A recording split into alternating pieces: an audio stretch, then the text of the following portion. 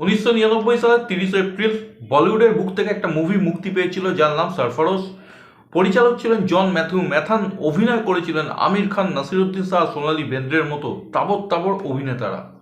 কি এমন ছিল সেই মুভিটাতে, মুক্তির এত বছর পরেও সেই মুভিটা নিয়ে আমাকে ক্যামেরার সামনে এসে আজকে কথা বলতে হচ্ছে। কালকে সরফরোশ হোক বা আজকের ধুরন্ধর, এই দুটো মুভির মধ্যে একটা অসম্ভব মিল কিন্তু সিনেমাপ্রেমী দর্শক হিসেবে আমি পেয়েছি, এবং আমার মনে হয় আজকে এই মিলটা নিয়ে একটু আলোচনা করা একটু দরকারি। কারণ ধুরন্ধর শুধুমাত্র একটা সিনেমা নয়, ধুরন্ধর একটা আবেগ, ধুরন্ধর একটা বাস্তব চিত্রের একটা প্রতিচ্ছবি মাত্র। কেন ধুরন্ধর আজকে এত সফল সেইটা নিয়েও কিন্তু এই ভিডিওতে আলোচনা করব। কিন্তু তার আগে আমি মিঠুন, তোমাদের সবাইকে মিঠুন মুভি জাদুর আরেকটা ভিডিওতে স্বাগত জানাই। গুরুজনদের জানাই আমার প্রণাম, ছোটদের জানাই আন্তরিক ভালোবাসা এবং শুভেচ্ছা। চলে আসা যাক 99 সালের সরফরোশ মুভির কথায়। এই মুভিটা আক্ষরিক অর্থে একটি সফল মুভি ছিল। বক্স অফিসের সফলতা ছাড়াও এই মুভির মধ্যে এমন কিছু ফ্যাক্টর ছিল যেটা বলিউড এর আগে কোনোদিন বানায়নি বা বানাবার চিন্তা পর্যন্ত করতে পারেনি। প্রথমত বলে রাখি, এই মুভিতে সাদাকে সাদা এবং কালোকে কালো দেখানোর সাহস কিন্তু নির্মাতারা করেছিলেন। এই মুভিতে কিন্তু শত্রু হিসেবে পাকিস্তানকেই দেখানো হয়েছিল, এবং বর্ডার টেরোরিজম কাকে বলে সেইটা এই মুভির গল্পের মধ্যে খুব সুন্দরভাবে উঠে এসেছিল। এর আগে হয়তো টেরোরিজম নিয়ে মুভি হয়েছিল, কিন্তু সেই সমস্ত মুভি ছিল পাকিস্তান প্রেম। আমি যদি এই প্রসঙ্গে হেনা মুভির কথা ধরি, সেইখানে একটা অবাস্তব প্রেম কাহিনীর গাথা কিন্তু উঠে এসেছিল। সেইখানে দেখানো হয়েছিল একজন পাকিস্তানি মেয়ে একজন হিন্দু ছেলের জন্য নিজের জীবন পর্যন্ত স্যাক্রিফাইস করতে পিছপা হয় না, এবং কিভাবে তাদের দুজনের প্রেমকে পরিণতি দিতে তারা দুইজনই কিন্তু সীমানার এপার ওপার থেকে একেবারে উঠে পড়ে লাগে। এই তো গেল রাজ কাপুর পরিচালিত হেনার কথা। এছাড়া ইন দ্য মিন টাইম প্রচুর মুভি 70s, 80s, 90s আমাদের বলিউড আমাদেরকে উপহার দিয়েছে। সেই মুভিগুলোতে শুধু পাকিস্তান প্রেমী দেখানো হয়েছে, এবং যখনই কোনো শত্রুর কথা উঠেছে তখন সেগুলোকে দেওয়া হয়েছে একটা গোদা নাম, যেমন বাইরের শত্রু বা বিদেশের শত্রু। আমি যদি হালফিলের বজরঙ্গি ভাইজান মুভিটার কথা ধরি, সেখানে তো পাকিস্তান প্রেমের একটা অদ্ভুত চিত্রই পরিচালক কবির খান আমাদের সামনে তুলে ধরেন। একজন হিন্দু ছেলে একটা মুসলমান মেয়েকে পাকিস্তানে সীমানা পেরিয়ে তাকে তার বাড়ি পৌঁছে দিতে যাচ্ছে, এবং তার এই কাজে সহযোগিতার জন্য কে হাত বাড়ায়? পাকিস্তান প্রশাসন থেকে শুরু করে প্রেস মিডিয়া পর্যন্ত।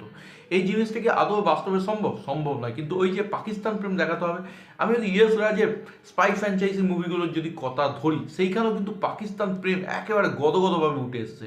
একজন আইএসআই এজেন্টের সঙ্গে একজন রয়ের এজেন্টের একদম গদগদ প্রেম, যেখানে শাহরুখ খান যদি রয়ের এজেন্টের ভূমিকা অভিনয় করেন, দীপিকা পাড়ুকোন হয়ে যাচ্ছেন পাকিস্তানের মানে আইএসআই এজেন্ট। কখনো দীপিকা পাড়ুকোন থাকছেন, আবার কখনো সলমান খানের বিপরীতে টাইগার ফ্র্যাঞ্চাইজিগুলোতে ক্যাটরিনা কাইফকে আমরা এই ভূমিকায় দেখতে পাচ্ছি। কিন্তু তার মানে এই বলিউড কখনো সাহসী মুভি বানাতেই পারেনি বা বানাতেই চায়নি। এর মধ্যেখানে নাম সাবালাম বেবির মতো কিছু বলিষ্ঠ মুভি এসছে, বা মাদ্রাস কাফের মতো কিছু বলিষ্ঠ মুভি এসছে, কিন্তু সেগুলো কিন্তু হাতে গুনে বলা যায় বন্ধুরা। এবার যদি আমি আজকে ধুরন্ধর মুভিটার কথা বলি, ধুরন্ধর কিন্তু সাদাকে সাদা এবং কালোকে কালো দেখিয়ে দিয়েছে।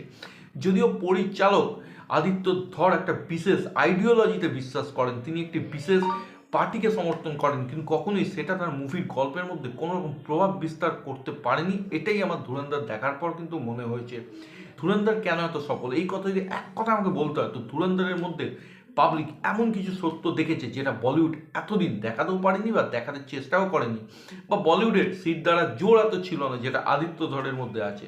আদিত্য ধর পাকিস্তানের একেবারে আসল চিত্রটা ধরে ফেলেছে। কোনো রকম পাকিস্তান ব্যাসিং বা পাকিস্তানের বদলে বিশেষ শত্রু এইরকম গদগদের নাম না ব্যবহার করে, যেটা সত্য, যেটা সাদা সেটাকেই দেখিয়েছে, যেটা কালো সেটাকেই দেখিয়েছে।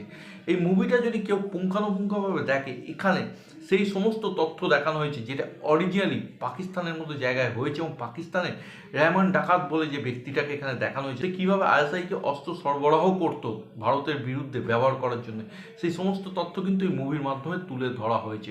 মুভির মধ্যে একটি গুরুত্বপূর্ণ ডায়লগ আছে যেটা আর মাধবন এই ধুরন্ধর মুভির মধ্যে দিয়েছিল, ভারতের সব থেকে বড় শত্রু কিন্তু ভারতের মধ্যেই লুকিয়ে আছে। এবং বলিউডের পাকিস্তান প্রেম দেখে আমার এই কথাটা কিন্তু একেবারে সঠিক বলেই মনে হয়। যারা পাকিস্তানের সত্য চিত্রটা তুলতে এতটা ভয় পায়, এতটা তাদের হাঁটু কাঁপে, তারা এতদিন পাকিস্তান ব্যাসিং করে আমাদের ভারতের সঙ্গে কি শত্রুতা করেনি? তোমাদের কি মনে হয়? এই প্রশ্নটা আমি তোমাদের সামনেই ছুঁড়ে দিলাম, তোমরা এর জবাবটা আমাকে কমেন্ট সেকশনে অবশ্যই জানিও। এবং এই পাকিস্তান প্রেম, এই পাকিস্তান ব্যাসিং মুভিগুলো দেখতে দর্শকরা হাল ফিলে এতটাই ক্লান্ত হয়ে গেছিল যে টাইগার 3 বা ওয়ার 2 এর মতো মুভি বক্স অফিসে মুখ থুবড়ে পড়েছে। কারণ সেই মুভিগুলো তো পাকিস্তানের এমন এমন দৃশ্য দেখানো হতো, পাকিস্তান প্রেমটাকে এমন গদগদে বা রগরগেভাবে দেখানো হতো, সেগুলো দেখে একেবারে অসহ্য বলেই মনে হতো প্রত্যেকটা ভারতীয়। এই ক্ষেত্রে আমিও কিন্তু ব্যতিক্রম নই। তাই এই কথা বলতে আমার কোনো রকম কোনো হেজিটেশন নেই যে আদিত্য ধরের ধুরন্ধর কিন্তু আমারও চোখ খুলে দিয়েছে। ধুরন্ধরের মধ্যে না কোনো বিকিনি শো আছে, না কোনো স্টার ক্যাটারিং করার কোনো ফর্মুলা আছে। এই মুভিটা কিন্তু মাস এবং ক্লাস দু ধরনের অডিয়েন্সের কথা মাথায় রেখেই আদিত্য ধর কিন্তু বানিয়েছেন। নির্মাণ প্রক্রিয়ায় তিনি কোনো রকম তথ্য গোপন বা তথ্যকে ম্যানিপুলেট করার চেষ্টা করেননি। তিনি সেটাই দেখিয়েছেন যেটা রিসার্চের ফলে তিনি হাতে পেয়েছেন। তো এই জন্য আমি কুর্নিশ জানাই এই ধরনের ডিরেক্টরকে। এর আগে আদিত্য ধর উড়ি বলে মুভিটা বানিয়েছিলেন, সেই মুভিটার মধ্যেও কিন্তু তার রিসার্চের প্রতিফলন ভালোভাবেই ক্লিয়ারলি দেখা যায়। সুতরাং আদিত্য ধরের মতো পরিচালকদের আমাদের বলিউডে আরও বেশি করে দরকার, যাতে তারা বেশি করে সাদাকে সাদা এবং কালোকে কালো দেখাতে পারেন এবং সত্যিটাকে সত্যি বলেই পাবলিকের সামনে শোকেস করতে পারে। মুভি মানে আমাদের সমাজের আয়না, কিন্তু সেই আয়নার মধ্যেই যদি মরচে থাকে তাহলে আমরা সমাজটাকে দেখবো কি? এতদিন বলিউড সেই মরচে পড়া আয়নাটাই আমাদের চোখের সামনে তুলে ধরতো, কিন্তু আদিত্য ধর সেই আয়নাটাকে পরিষ্কার করে একদম জল জলে পরিষ্কার ছবি কিন্তু আমাদের দর্শকদের সামনে তুলে ধরেছেন। এবং এই জন্যই হয়তো ধুরন্ধর মুভিটা এতটা সফল, কারণ আমরা দর্শক সাধারণ মানুষ এতদিন সেটা দেখিনি যেটা আদিত্য ধর আমাদেরকে দেখিয়েছেন। এবছর 2026-এ ধুরন্ধর সেকেন্ড পার্ট আসছে মার্চ মাসে, এবং সকলের মতো আমিও কিন্তু সমান্তরে এক্সাইটেড, এবং আমিও কিন্তু এক্সপেক্ট করবো এই সেকেন্ড পার্টেও আদিত্য ধর এমন কিছু সত্যকে দেখাবেন যেটা দেখে আমাদের বুকের হৃৎপিণ্ড পর্যন্ত কেঁপে ওঠে, যেটা তিনি দেখিয়েছেন ধুরন্ধরের ফার্স্ট পার্টে। কান্দার বিমান হাইজ্যাক থেকে শুরু করে 26/11, তাজ বেঙ্গল অ্যাটাক, সমস্ত কিছু কিন্তু তিনি দেখাতে পেরেছেন, যেটা বলিউড কিন্তু লুকোছাপা করে অনেক ফেব্রিকেট করে এতদিন দেখিয়ে এসেছেন। এই ছিল ধুরন্ধর মুভিটাকে নিয়ে আমার ব্যক্তিগত মতামত। তোমরা যারা ধুরন্ধর দেখেছো, কভার দেখেছো, কেমন লেগেছে এবং ধুরন্ধরের কোন জিনিসটা ভালো লেগেছে, কাকে বেশি ভালো লেগেছে, সেই সমস্তই কিন্তু আমাকে কমেন্টের মাধ্যমে জানাতে পারো। এবং আজকের ভিডিও তোমাদের কেমন লাগলো সেটাও কিন্তু জানাতে ভুলো না। যদি ভিডিও ভালো লাগে ভিডিওটাকে লাইক করো, শেয়ার করো, চ্যানেল বা ভিডিও নতুন হলে সাবস্ক্রাইব করো এবং ফার্দার নোটিফিকেশনের জন্য বেল আইকনটা কিন্তু ক্লিক করতে ভুলো না। চলো টাটা, বাই বাই, আবার দেখা হবে, টেক কেয়ার।